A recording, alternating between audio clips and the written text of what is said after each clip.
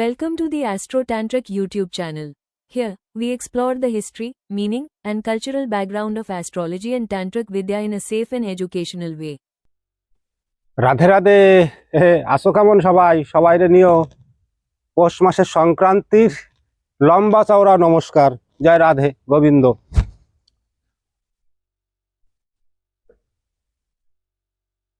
কি কয় জানো? 1 2 3 উত্তম মধ্যম অধম। যার একে না হয় তার নয়ও হয় না। তাই এই যে তিনের মধ্যে থাকে, তিনের মধ্যে দাঁড়াও, দুই পায়ে সুন্দর ভর পাওয়া যাবে। যেরকম ভগবান শ্রীকৃষ্ণ স্বয়ং নিজে গোবর্ধন পর্বত বা হাতের কনিষ্ঠ আঙ্গুলে ধারণ করছিল, আমরাও সেই নররূপে, মানে নারায়ণ রূপে, নররূপে নারায়ণ, আর আমাদেরও সেই নররূপ। আমরা কেন পারি না? অর্থাৎ আমরা ত্রিগুণাতীত। কে? ত্রিগুণের অতীত কে? ত্রিগুণাতীত।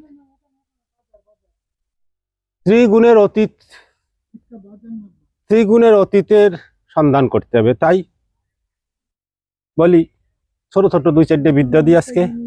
এক দাদা ভাই 2বার কমেন্ট করছে, দাদা বাক তাড়ানো, বাকের মুখ খিল লাগাবার মন্ত্র দাও। 2টে মন্ত্র দেবো, একটা বনদেবীর মন্ত্র আর একটা সাবর মন্ত্র, আর একটা দেব সাদা কোমল সুন্দর ঝকঝকে উজ্জ্বল করি, যাকে হংসনী করি বলা হয়। এই করি জলে ফেলে দিলে এ উজানে দৌড়ায়। তাই 3টে বিদ্যা দেব।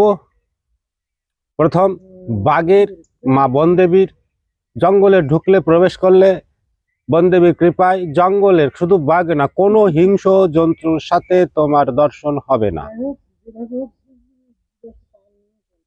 ওং ঐং বাগবাদিনী বাগেশ্বরী ক্রিং বনদেবী নম।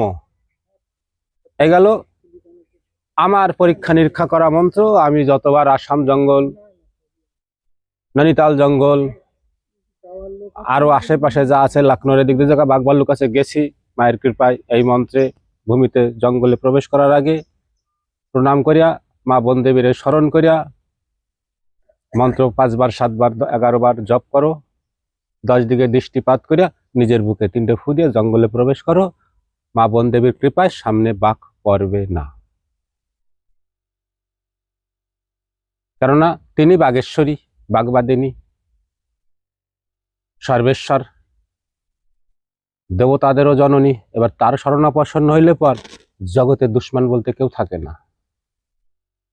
সবসময় ভক্তের চারিপাশে মা খর্গহস্তা তার 10 হাতে 10 মহাশক্তি ধারণ করিয়া শরণাগতরে রক্ষা করে। এই জন্য মা মমতাময়ী, তার শরণাগত হও। তার কিছু সূক্ষ্ম নাম আছে, জানো, যাইনি আগে বারো, জিন্দেগি সুন্দর কাটবে।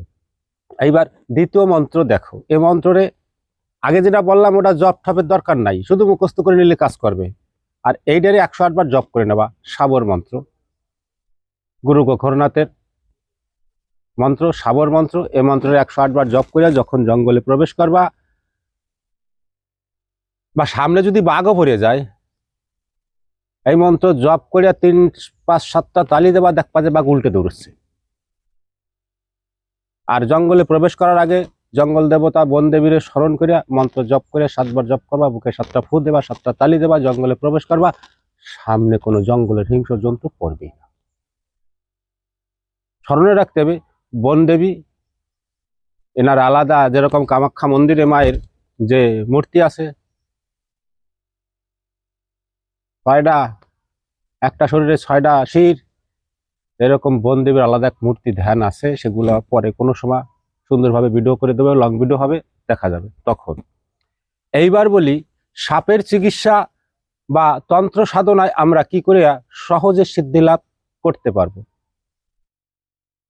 তান্ত্রিকগণ যারা আছে, তারা যদি এই সামান্য কাজ টোটকা করে নেয়, কিছু সাধনা আছে যে মারাত্মক সাধনা করতে গেলে অনেক বাধাবিঘ্ন আসে, সেই বাধাবিঘ্ন আসবে না।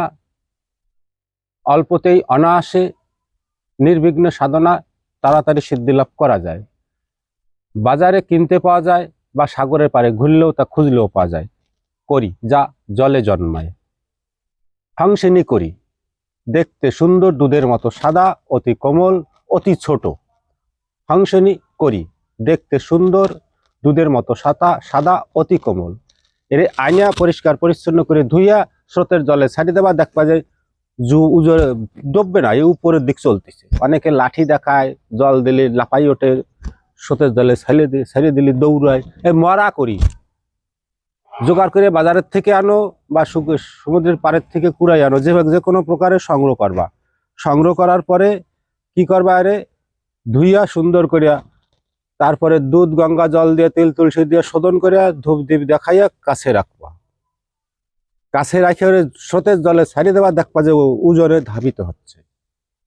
এইবার এই করির দ্বারাই আমি অতি সহজে অল্পতে নির্বিঘ্নে ভাবে কি করে সাধনায় সিদ্ধি লাভ করতে পারবো।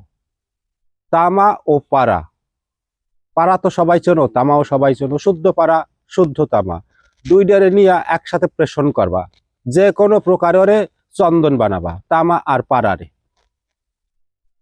শক্ত জিনিসে তামা ঘষলি ঘষতে কিন্তু চন্দনের মতো বেরোবে। আর পারা তো অত তরল টাইপের জিনিস, দুইটারে একসাথে মিশাইয়া একটু সেই কি কয় ওরে, গ্রীষ্মের মতো হবে। যে করির, যে করি তুমি জোগাড় করছো, ওই করির মধ্যে সুন্দর করে গুজে দেবা, ভালো করে, ভেতরে ফাঁকা না থাকে।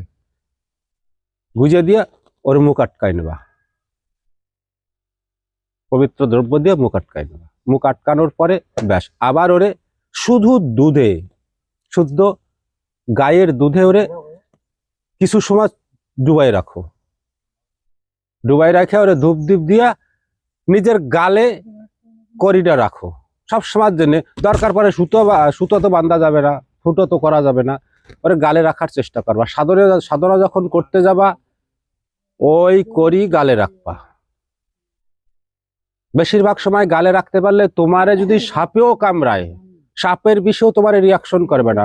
সর্প বিষনাশক মহা ঔষধ, এ দিয়ে জঙ্গলের সাপও টাইনে আনা যায়।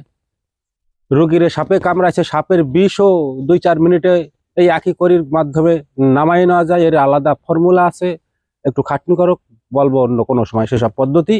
এবার এই করি, শুদ্ধ পারা আর শুদ্ধ তামা, এর দুইটারে প্রেষণ করে একত্রিত করে করির মধ্যে গুজে দিয়া মুখ ভালো করে এমন জিনিস দিয়ে আটকাবা, পবিত্র পরিষ্কার জিনিস দিয়া ওই করি গালে রাখবা। বেশিরভাগ টাইম গালে রাখার চেষ্টা করবা।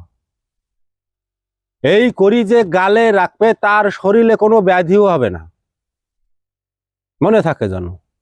এইভাবে এই হাংসিনী করিরে আমি যেভাবে পদ্ধতিতে বললাম, এই করি যদি কেউ গালে নিয়মিত ধারণ করতে পারে, তার শরীরে ব্যাধি হবে না।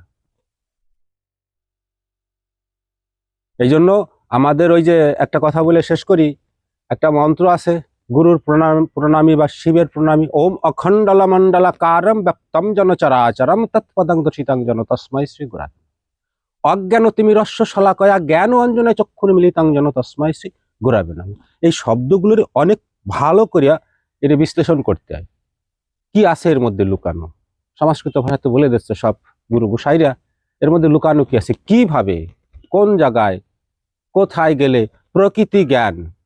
যেরকম শেষ করে আরেকটু বলি, বেশিরভাগ বর্তমান আমাদের ভারতবর্ষ, বাংলাদেশে আর এই পাকিস্তানে আমাদের জাতীয় ভাই, আর বিকল্প উচ্চারণ করলাম না, আমাদের জাতীয় ভাই। কারণ আজকাল তো দুনিয়ায় জাত জালিয়াতের নামে জস্বরি বদমাশি চলতেছে না। আমাদের প্রকৃতি শিক্ষা কি, সেই শিক্ষালয় অর্থাৎ বিদ্যালয় কোথায়, আমাদের বাংলায় তো নাই। তাই জন্য সব সনাতনী ভাইদের বলবো, আগে আমাদের সনাতনী বিদ্যাপীঠ গড়ে তোলো, কোনায় কোনায় মোড়ে মোড়ে। যদি প্রকৃতি মানবতা জ্ঞান অর্জন করতে হয়,